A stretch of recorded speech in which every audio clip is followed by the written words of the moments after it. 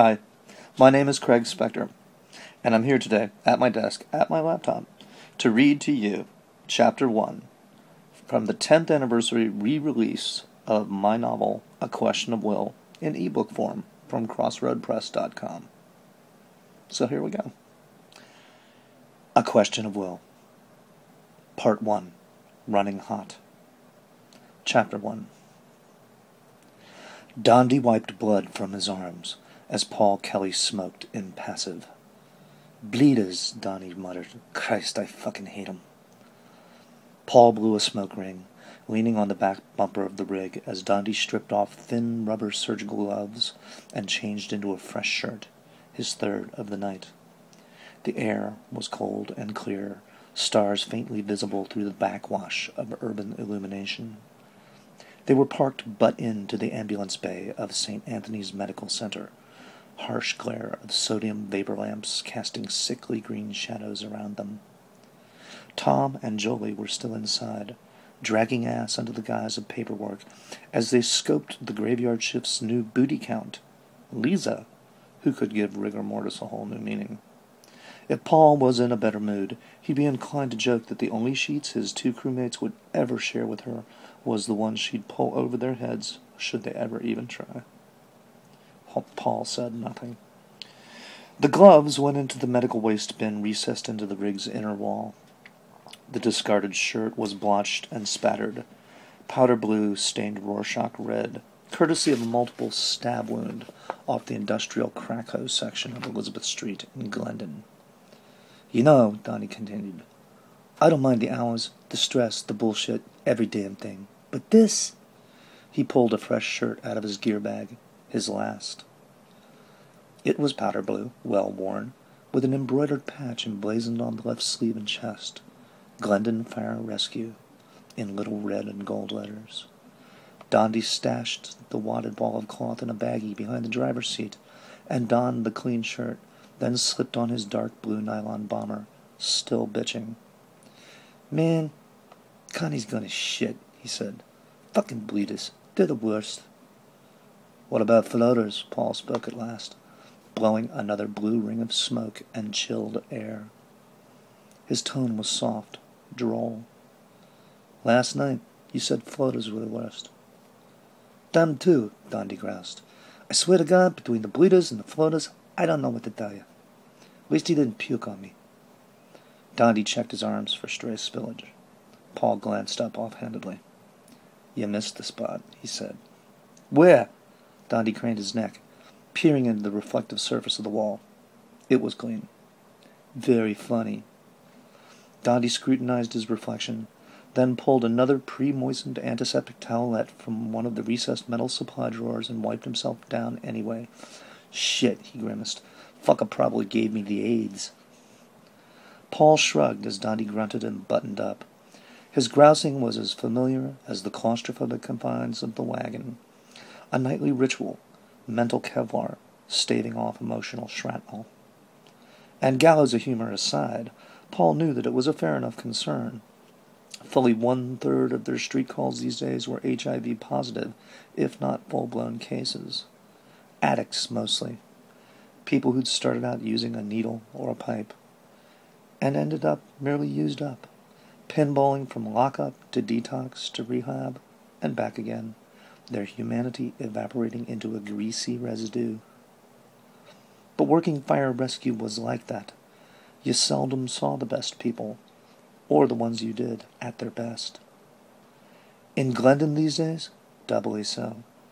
The blue-collar outlands west of the industrial waste belt rimming the Big Apple were gradually sinking under a steadily rising tide of junkies, homeless, and third-generation working-class trash. Paul thought back to this evening's latest casualty, a lonely little 37-year-old Russian immigrant named Eddie, who cruised the barren stretch of parking lots that ringed the Jersey Transit station in the bottom beater section of downtown. Eddie made his rounds in a blue Suzuki Sidekick, offering rides and blowjobs to hapless commuters who failed to snag one of the smatterings of after-hours gypsy cabs that lurked at the base of the platform. He had even picked Paul up one sub-zero December night years ago, as Paul trudged home with an armload of Christmas presents for Julie and Kira over streets iced thick from storms until it lay like urethane. He'd mistaken Eddie for a gypsy cab, found out too late that Eddie had other destinations in mind. Eddie mumbled to his hopefuls with a thick Slavic tongue and kicked puppy eyes. "I am looking for someone." Paul had wished him luck and gotten off at the next corner.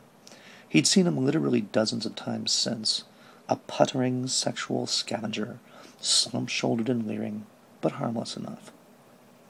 30 minutes ago, they had found Eddie slumped in the driver's seat, leaning against the horn, his little Japanese shitbox bleeding out a cry for help into the late October air, his blood black and steaming on the dash and glass. Eddie had 3 stab wounds worth mentioning, including one perilously close to the carotid artery, which accounted for the shirt-destroying spray, and a half-dozen superficial lacerations of the face and hands. Defense wounds. Apparently, Eddie was still looking for love in all the wrong places. Sadly, it was nothing new. There were a lot of psychos out there, and according to the cops, Eddie's was a squirrely little loon who thought he was Jesus. The pocket's savior swore up and down that he was back from the dead, and he was pissed. Apparently, he didn't much care for Eddie's offer to eat of his flesh, either, and had expressed his righteous rage at his latest luckless supplicant with a steak knife. They'd probably sell the story rights, Paul thought, make it into a cheesy Z-grade slasher film. Paul could see the poster now. In Re, Portrait of a Serial Killer. Morons. Glendon PD might have the Big J doing communion with Velveeta sandwiches and Thorazine-laced Kool-Aid up at Haverford by morning, but for the moment, all rescue could do was bring Eddie in viable and hope for the best. Anything more was left to the wheels of justice and the tender mercies of the greater New Jersey health care system. If God had anything to say on the matter, he kept it to himself. Oh well, Eddie would live. Until next time, anyway. Which was more than Paul could say for their prior run. A 6-year-old Hispanic girl, 3 inches to the left of DOA before they ever wheeled her through the ER's big double doors. Father AWOL. Mother strung out on whatever latest chemical enslavement aid was currently making the rounds on Hurley Street, near the piers, where the distant sprawl of Manhattan shimmered across the fetid Hudson. Apparently she'd been a bad girl. Spilled some bathwater one too many times today, or some other capital crime. And Mama's latest live-in hump had decided the best way to assert his parental proxy was by making her squat in a scalding tub and keeping her down by whacking her with a clothes hanger. Her baby brother got to watch, absorbing important life lessons on obedience at the ripe old age of 2. By the time rescue rolled in, a heartbeat after the cops. Boyfriend was cuffed and cursing. Mama stumbled home in the middle of it, the melee, and they busted her too. But the girl was unconscious and adrift, a bruised and blistered rag doll. Multiple contusions and second-degree burns covered 3/4 of her slight, spare body. As social services arrived, her sibling just stared with eyes dark and dead, the nightmare forever burned into his impressionable brain. Outside, TV crews shuffled and craned for a better angle, hovering over the promise of slow Newsnight filler. She seized up and arrested on the way in.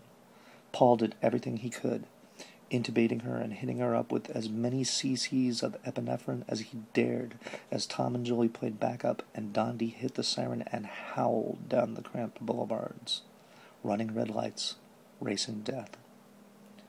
By the time they turned her over to the ER orderlies who wheeled her into trauma, she'd already gone cyanotic, and the last Paul saw of her was a little blue-faced angel, arm flopping loose and limp from the edge of the cold metal cart, waving bye-bye.